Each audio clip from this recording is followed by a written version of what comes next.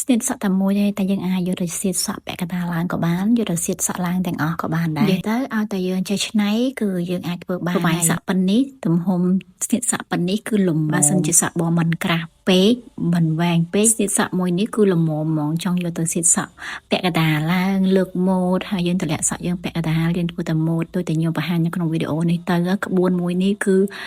បងមិនដែលចេះប្រើសោះមិនដែលធ្លាប់ប្រើស្នៀតសក់សោះក៏អាចប្រើបានដែររបៀបគេសៀតគឺស្រួលហើយក្បួនមួយនេះនៅពេលដែលបងរៀនចេះហើយគឺសៀតសក់ទៅជាប់បានពេញមួយថ្ងៃហើយអត់ធ្លាក់អត់វាអត់តឹងគល់សក់អត់ឈឺក្បាលទេបងដែលមាន